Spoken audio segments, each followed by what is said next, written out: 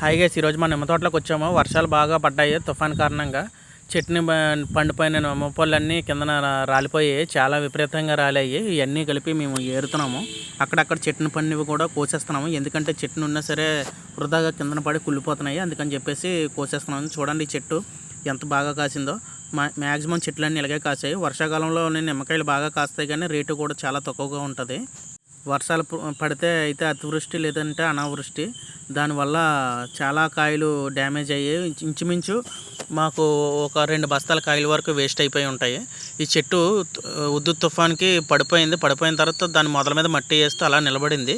చెట్టు మాత్రం చూడండి, ఈ చెట్టుకు ఉంచేసి ఇంచుమించు దాదాపు ఒక 6 బస్తా కాయల వరకు రావచ్చు. అంటే ఒక 700-800 కాయల వరకు ఉంటాయి.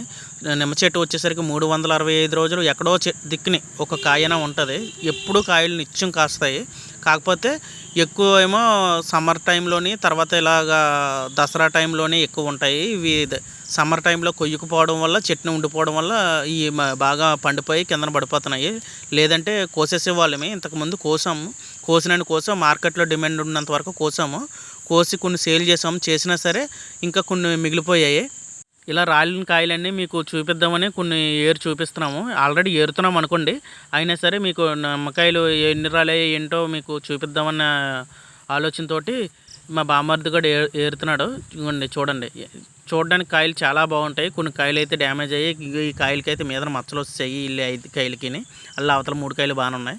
ఇవన్నీ రాళ్ళువే తోటలోని. దోమలు కూడా ఎక్కువ ఉన్నాయి, దోమలు తగ్గుడేస్తున్నాయి. అయినా సరే తప్పలేదు, ఏరుతున్నాము. ఏరిన కాయలన్నీ ఇంటికి తీసుకెళ్ళిపోతాము. ఇంటికి తీసుకెళ్ళి మళ్ళీ ఇట్లు వాష్ చేయాలి, ఎందుకంటే మట్టి ఉంటుంది కదా. వాష్ చేసి మళ్ళీ ఫ్యాన్ కింద ఆరబెట్టిన తర్వాత ఈ మార్కెట్ పంపించాలి. ఇంకో ఏరినవి ఇలా క్రేట్లో తీసుకొస్తాం. ఇంటికి తీసుకొచ్చి ఇలా కడుక్కోవాలి. కడుక్కుంటేనే పైన ఉన్న మట్టి అంతా పోద్ది. ఇది మామూలుగా వాటర్ పోస్తున్నాం, కానీ మామూలుగా పూర్తిగా ఓ బకెట్లో ఫుల్ వాటర్ పోసి ములిగేటట్లు కడుగుతాము. కడిగిన తర్వాత ఆరబెట్టి మార్కెట్కి పంపిస్తాము.